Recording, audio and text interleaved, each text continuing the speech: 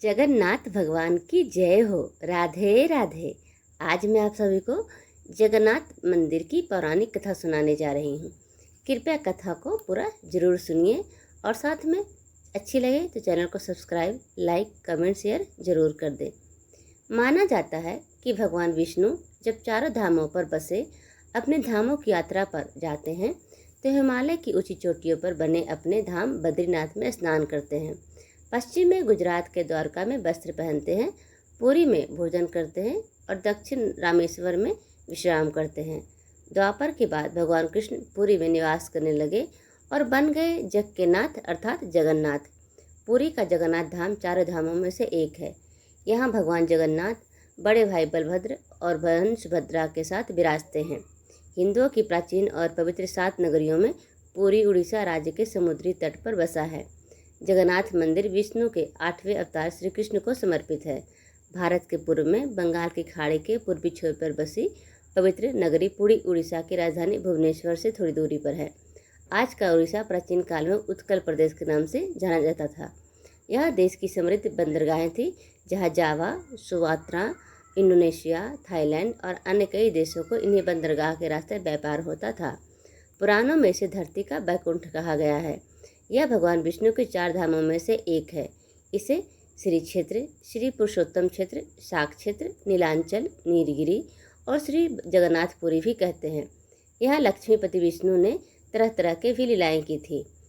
ब्रह्म और स्कंद पुराण के अनुसार यहाँ भगवान विष्णु पुरुषोत्तम नीलवाधव के रूप में अवतरित हुए और सवर जनजाति के परम पूज्य देवता बन गए। सवर जनजाति के देवता होने के कारण यहाँ भगवान जगन्नाथ के रूप कबीलाई देवताओं की तरह है। पहले कबीले के लोग अपने देवताओं की मूर्तियों को काष्ठ से बनाते थे। जगन्नाथ मंदिर में सवर जनजाति के पुजारियों के अलावा ब्राह्मण पुजारी भी हैं। ज्येष्ठ पूर्णिमा से आषाढ़ पूर्णिमा तक सवर जाति के दैतापति जगन्नाथ जी की सारी रीतियाँ करते हैं। पुराण के अनुसार नीलगिरी में पुरुषोत्तम हरि की पूजा की जाती है। पुरुषोत्तम हरि को यहाँ भगवान राम का रूप माना गया है। सबसे प्राचीन मत्स्य पुराण में लिखा है कि पुरुषोत्तम क्षेत्र की देवी विमला है और यहाँ उनकी पूजा होती है। रामायण के उत्तराखंड के अनुसार भगवान राम ने रावण के भाई विभीषण को अपने इक्ष्वाकु वंश के कुल देवता भगवान जगन्नाथ की आराधना करने को कहा। आज भी पुरी केसरी मंदिर में विभीषण वंदापना की परंपरा कायम है। स्कंद पुराण में पुरी धाम की भौगोलिक वर्णन मिलता है। स्कंद पुराण के अनुसार पुरी एक दक्षिणवर्ती शंख की तरह है। यह 5 कोस यानी 16 किलोमीटर क्षेत्र में फैला है। माना जाता है कि इसका लगभग 2 कोस क्षेत्र बंगाल की खाड़ी में डूब चुका है। इसका उदर है समुद्र की सुनहरी रेत जिसे महोदधि का पवित्र जल धोता रहता है। सिर वाला क्षेत्र पश्चिम दिशा में है जिसकी रक्षा महादेव करते हैं। शंख के दूसरे घेरे में शिव का दूसरा रूप ब्रह्म कपाल मोचन विराजमान है। माना जाता है कि भगवान ब्रह्मा का एक सिर महादेव की हथेली से चिपक गया था और वहीं आकर गिरा था। तभी से यहाँ पर महादेव के ब्रह्म रूप में पूजा करते हैं। शंख के तीसरे वृत्त में माँ बिमला और नाभि स्थान में भगवान जगन्नाथ रथ सिंहासन पर विराजमान है। इस मंदिर का सबसे पहला प्रमाण महाभारत के वन पर्व में मिलता है। कहा जाता है कि सबसे पहले सवर आदिवासी विश्ववसु ने नीलमाधव के रूप में इनकी पूजा की थी। आज भी पुरी के मंदिरों में कई सेवक हैं जिन्हें दैतापति के नाम से जाना जाता है। राजा इंद्रद्युम्न मालवा का राजा था जिनके पिता का नाम भारत और माता सुमति था। राजा इंद्रद्युम्न के सपने में हुए थे जगन्नाथ के दर्शन। कई ग्रंथों में राजा इंद्रद्युम्न और उनके यज्ञ के बारे में विस्तार से लिखा है। इन्होंने यहाँ कई विशाल यज्ञ किए और एक सरोवर बनवाया। एक रात भगवान विष्णु ने उनको सपने में दर्शन दिए और कहा, नीलांचल पर्वत की गुफा में मेरी एक मूर्ति है, उसे नीलवाधव कहते हैं। तुम एक मंदिर बनवाकर उसमें मेरी मूर्ति स्थापित कर दो। राजा ने अपने सेवकों को नीलांचल पर्वत की खोज में भेजा। उसमें से एक था ब्राह्मण विद्यापति। विद्यापति ने सुन रखा था कि सबर कबीले के लोग नीलवाधव की पूजा करते हैं और उन्होंने अपने देवता की उस मूर्ति को नीलांचल पर्वत की गुफा में छुपा रखा है। वह यह भी जानता था कि सवर कबीले का मुखिया विश्ववसु नीलमाधव का उपासक है और उसी ने मूर्ति को गुफा में छुपा रखा है।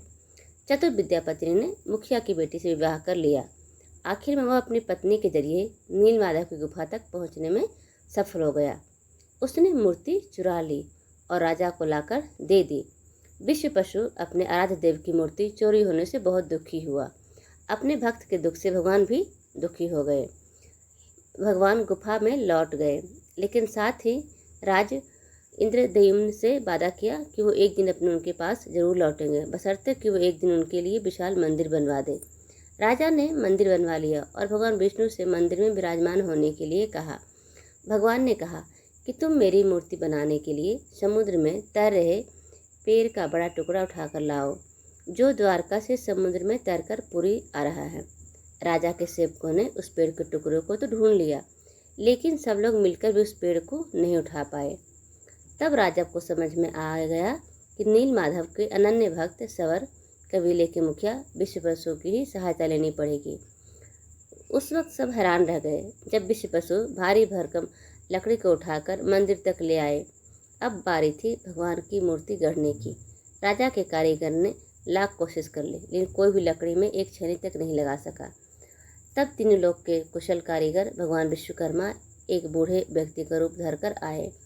उन्होंने राजा को कहा कि वे नील माधव की मूर्ति बना सकते हैं, लेकिन साथ ही उन्होंने अपनी शर्त भी रखी कि वो 21 दिन में मूर्ति बनाएंगे और अकेले में बनाएंगे, कोई उनको बनाते हुए नहीं देख सकता। उनकी शर्त मान ली गई। लोगों को आरी, छैनी, हथौड़े की आवाज़ें आती रही। राजा इंद्रद्युम्न की रानी गुंडीचा अपने को रोक नहीं पाई। वह दरवाजे के पास गई तो उसे कोई आवाज़ सुनाई नहीं दी। वह घबरा गई। उसे लगा बूढ़ा कारीगर मर गया। उसने राजा को इसकी सूचना दी। अंदर से कोई आवाज़ सुनाई नहीं दे रही थी, तो राजा को भी ऐसा ही लगा। सभी शर्तों और चेतावनियों को दरकिनार करते हुए राजा ने कमरे का दरवाज़ा खोलने का आदेश दिया। जैसे ही कमरे का दरवाज़ा खोला गया, बूढ़ा व्यक्ति गायब था और उसमें 3 अधूरी मूर्तियाँ मिली। भगवान नील माधव और उनके भाई के छोटे छोटे हाथ बने थे, लेकिन उनकी टांगें नहीं, जबकि सुभद्रा के हाथ पांव बनाए ही नहीं गए थे। राजा ने इसे भगवान की इच्छा मानकर इन्हीं अधूरी मूर्तियों को स्थापित कर दिया। तब से लेकर आज तक तीनों भाई बहन इसी रूप में विद्यमान हैं। वर्तमान में जो मंदिर है वह 7वीं सदी में बनाया गया था। हालांकि इस मंदिर का निर्माण ईसा पूर्व 2 में ही हुआ था। यह मंदिर 3 बार टूट चुका है। 1174 ईस्वी में उड़ीसा शासक अनंग भीमदेव ने इसका जीर्णोद्धार करवाया था। मुख्य मंदिर के आसपास लगभग 30 छोटे बड़े मंदिर स्थापित हैं। कथा सुनने के लिए आप सभी का बहुत बहुत धन्यवाद। प्लीज़ चैनल को सब्सक्राइब, लाइक ज़रूर कर दें।